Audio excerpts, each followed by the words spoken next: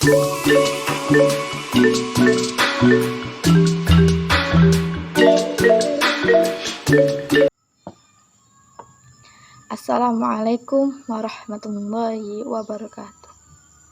Alhamdulillahirabbil alamin, wassalatu wassalamu ala asrofil anbiya'i wal mursalin wa ala alihi wa sahbihi ajmain. Amma ba'd.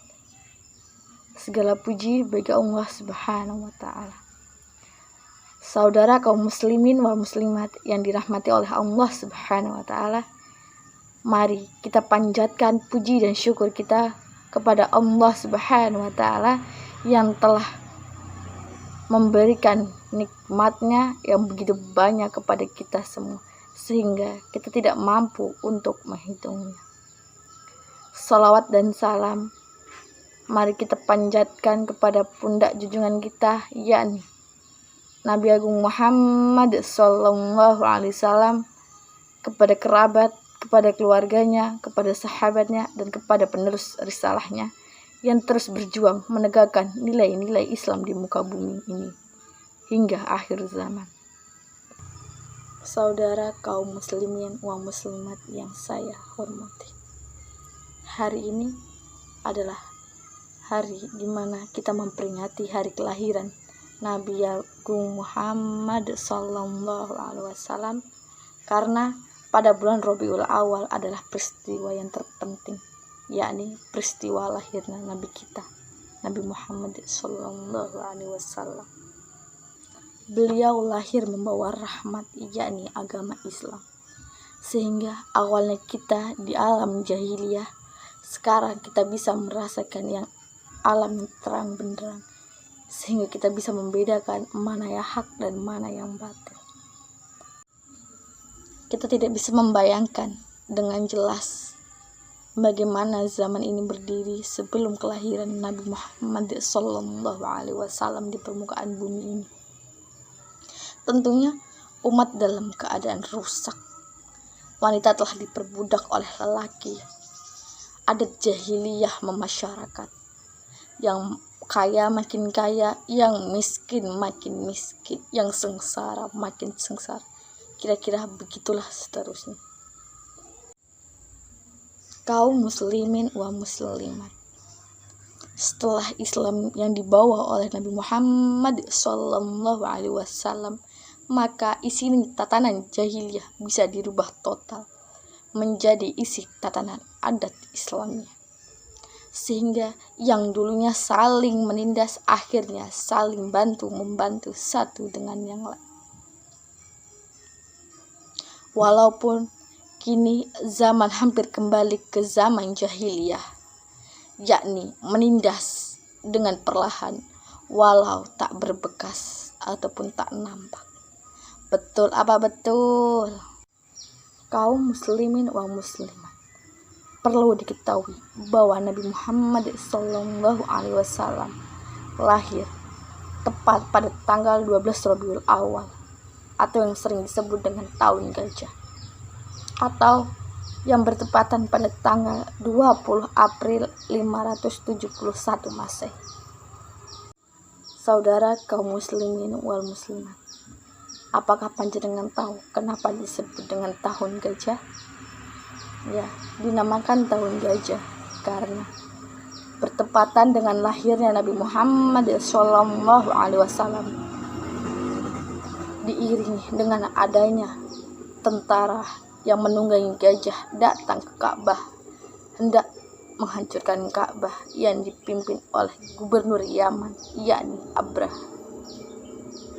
Akan tetapi tujuan jahat mereka itu sia-sia dan digagalkan oleh Allah Subhanahu wa taala melalui para tentaranya, yakni burung-burung ababil yang diperintahkan untuk membawa batu dari tanah yang dibakar, sehingga para tentara gajah yang dipimpin oleh Abraha hancur lebur seperti dedaunan yang dimakan oleh ulat. Seperti yang telah dijelaskan dalam Al-Quran surah Al-Fil ayat 1-5 yang berbunyi, A'udzu billahi minasyaitonir rajim. Bismillahirrahmanirrahim. Alam tara kaifa fa'ala rabbuka bi ashabil fil.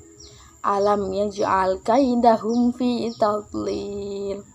Wa arsala alaihim tayran ababil tarmihim bihijaratin min sijil faja'alahum ka'asfin ma'kul. Shadaqallahul azim. Yang artinya, tidakkah engkau Muhammad perhatikan bagaimana Tuhanmu telah bertindak terhadap pasukan bergajah? Bukankah dia telah menjadikannya tipu daya mereka itu sia-sia? Dan dia mengirimkan burung yang berbondong-bondong yang melempari mereka dengan batu dari tanah yang dibakar, sehingga mereka dijadikannya seperti dedaunan yang dimakan oleh ulat. Saudara kaum muslimin wa muslimat, Nabi Muhammad SAW lahir dengan keadaan yatim piatu.